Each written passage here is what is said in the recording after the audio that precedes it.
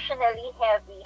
Society sells us this idea that the only way we can experience Motherhood doesn't cancel creativity. if it's real to you, that's enough. That's more than enough. Figuring out what you wanted to do with your Sound life. sleep that will ever replenish A you. space for them to just reclaim your creativity. Breathe. Like, yeah, I am ready. Yay. Yeah, we're ready. Hello, everybody. Welcome once again to the Unbound Creators podcast. We are now at episode number 2, and this episode is titled Unbound and Unseen, the Mothers Who Carry It All. Now, this is actually our Mother's Day, Mother's Month episode in honor of the invisible labor of mothers, especially the creative ones or those who are leaning towards doing creative work and exploring the tension between nurturing others and reclaiming your own self, your own dreams. My partner over here is a mother herself, so it's gonna be an interesting discussion. Okay. Yay. Let's talk about this burden of invisible labor. Right? Okay. So emotional labor is actually real work, and it's unrecognized in most societies. Sadly, many women mother without ever mothering themselves. Wow. Yeah. Oof. That's so powerful. It's like, It was like, Yeah, that's kind of what that felt like, as you said it. And it's interesting because I was reading as I was doing some research for this episode, and it feels as though motherhood sometimes demands invisibility from us. And I thought for a while that this was maybe an idea in my head, that maybe it didn't feel like that for anybody else. But the data says something else, and it's very, very interesting. A survey conducted by a community app called Peanut surveyed over 3,600 women in a paper that they called the State of Invisibility, where 79% of participants admitted to feeling invisible as mothers or potential mothers, and 98% believe that this severely impacts women's mental health. I would say that practically anybody that will feel unseen or invisible, this would have a very big impact on their mental health, because when we do not feel seen, especially as women, it makes us feel it's debilitating. It's something that makes us second guess ourselves and our worth, maybe our own dignity. Mm-hmm. So what this episode is meant to present is if you are a mother or you mother someone, because sometimes you are not a mother, but you do mother someone. Mm-hmm. You are a mother figure to someone. This might resonate with you too. Also, if you are a caregiver to a younger person, you might also feel this burden. So if you are listening to this and you feel connected to this idea or this thought, please keep listening, because this episode is all about how we can feel as though we are being erased as we do this work that motherhood requires of us. But creativity and creative expression might be a way to draw ourselves back into reappearing and reclaiming our creative voice, our voice as humans, our voice as women. Yeah, that's kind of like, I'm sure a lot of people can relate to that. And to Nina's point earlier, even though we're talking about motherhood, the concept here is not only for mothers, but also for those who take on the role of being a mother to someone or being a caretaker. So that's a general term that we're using in this class. So I am not a mother, but for some part of my life, I assumed the role of being a mother, as a teacher, handling 40 kids. Wow, 40 at teenagers. At once? Yeah, that's kind of like a regular number of parents in the Philippines. So, you have 40 kids, 40 teenagers in a certain school year. Yeah, and Nina was mentioning earlier how motherhood can erase the individual. Many people forget what they love. And sometimes it's not that they forget it, but it's not being prioritized. Because again, if we are caretakers or caregivers, we always put other people first, before us. And since this is an Unbound Creators podcast, we want to encourage you to take the step to reclaim your creativity, which can feel like you are reclaiming a name that was buried under surface. And if you're listening to this, you're allowed to have dreams outside of your children, whatever that children is. So, for example, I know Nina loves her kid. You know, she will do everything for her child, and for the mothers here also, and even the fathers, the parents. But you know, as a person, as an individual, you're allowed to have dreams outside of the kids that you're taking care of. So, speaking of reclaiming creativity, let's talk about your experience, because you have a child and then you are in the creative path. You are creating things. What are your again, I'm just using a term that might be related to spirituality or cultural things, because use the word ritual. What are your rituals or secular term practice so that you can reconnect to yourself? Oh, wow. Thank you so much for opening up this space for us, because I do believe that as you become a mother, especially if you are a creative, work in the creative space in some form, you do feel that the thing that once felt like play, which was for me,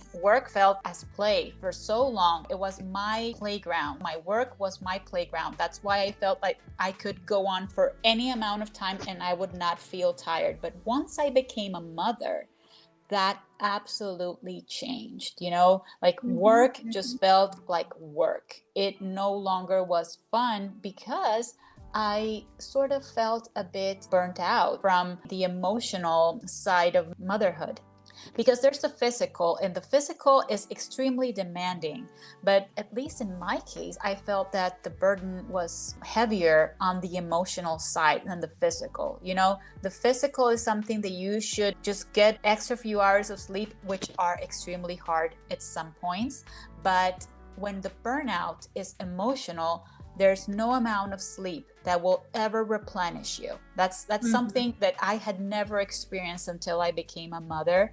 So if you are listening to this and you feel like that, please know that it does not just happen to you. There is such a thing as emotional burnout. And I was just reading something that said the emotional labor of motherhood is just not unseen, it's expected. That you simply have to carry along this emotional burden that you, or this emotional load that you are supposed to carry on with, along with your own load that you already have, you know. So as a mother, my outlets, my creative rituals have definitely evolved, because they used to be my work. My work was my creative ritual.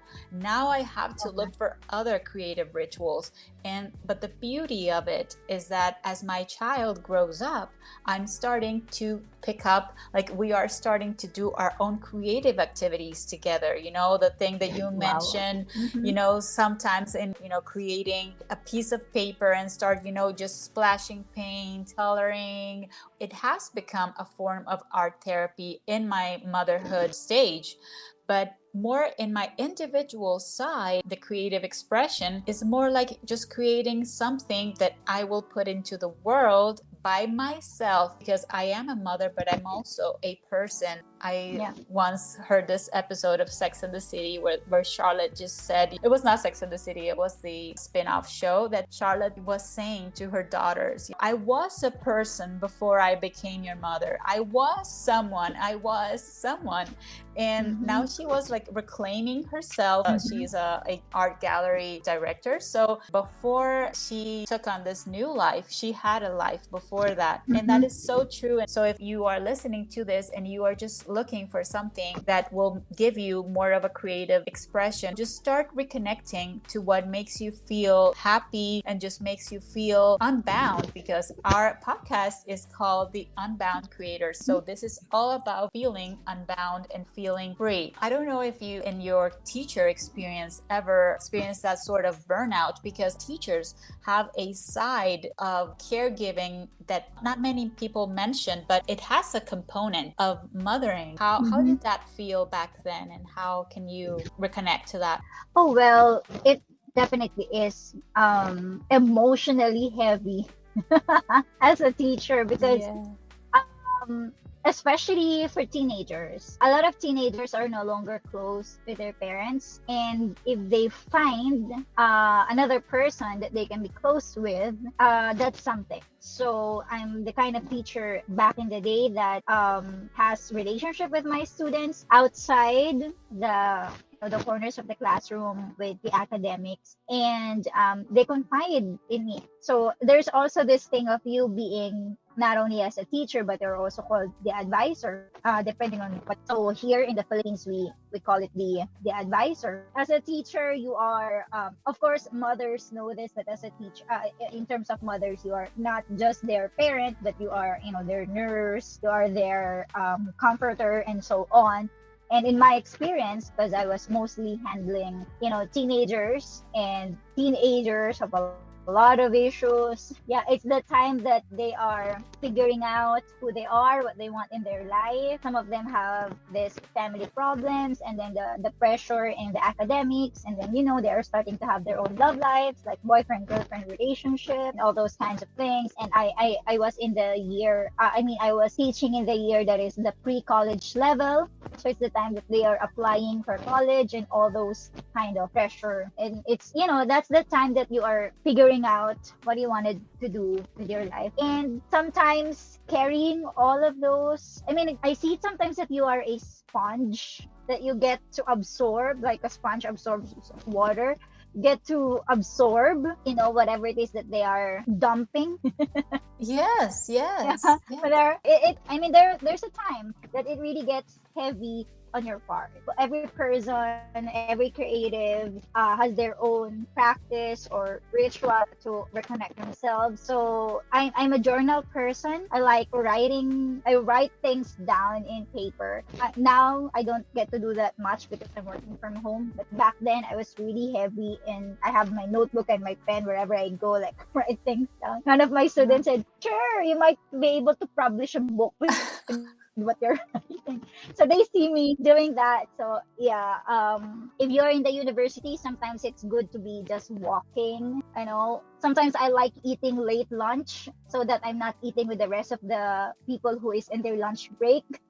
Oh, Because you want that right. quiet moment to yourself, right? Because in school you have the same lunch break generally. So if it's this period, so you have a bunch of kids in the canteen, like eating their food. So most of the time I eat not most of the time, but if I wanted to have some time to myself, I eat after lunch break so that everybody's done eating and I have some quiet moments. Wow. Yes. Yeah. You can relate. Oh, yeah.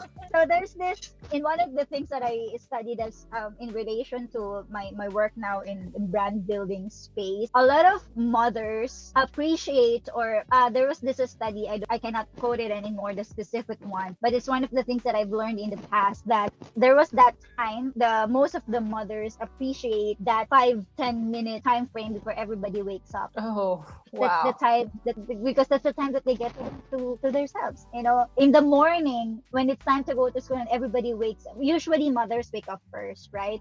And that Yes. 5 to 10 minutes, that's very sacred to these people that were surveyed in that study, and saying that one of the not really highlights, but that was that small time, a space for them to just breathe and before the chaos.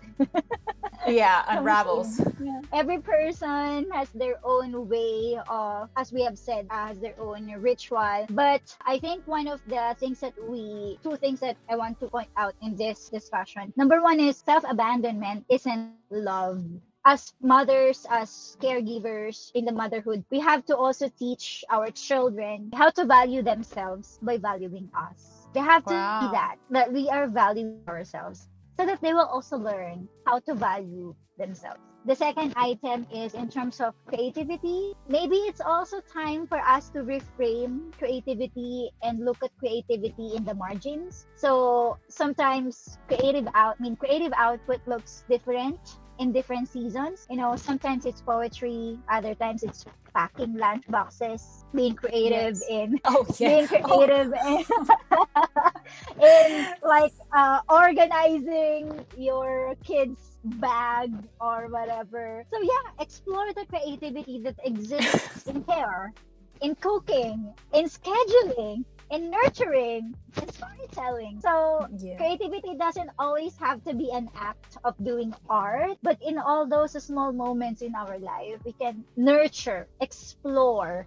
express our creativity. And Oh, in yes. that sense, we can also reclaim who we are as a creative, as a person. Yeah, absolutely. Like, I resonate with everything that you just said, from the needing for a quiet moment during the day, and those first few minutes of quiet before, the whole day goes on. And now that my son is in preschool age, I get to experience, getting him ready for the preschool. And as you say, I find myself enjoying the act of, packing a lunchbox. So I will pack this lunchbox, and this strawberry will go here, and this. Yeah. So it's the littlest things, but you do feel rewarded by it, just by you get that little dopamine hit just by arranging a fruit, because it's a tiny victory. It's like this strawberry will go here from my hands to his tummy, and that makes me feel happy just for the sake of it. It might feel tiny, but it's a big act of love that you get to put yourself into. So from that to the teeny tiny quiet moments that you just want to eat by yourself, just be quiet just because you want to be quiet. I do feel that as women, society sells us this idea that the only way that we can experience motherhood is by becoming a mother. And I do not agree with that. I am a mother, and I know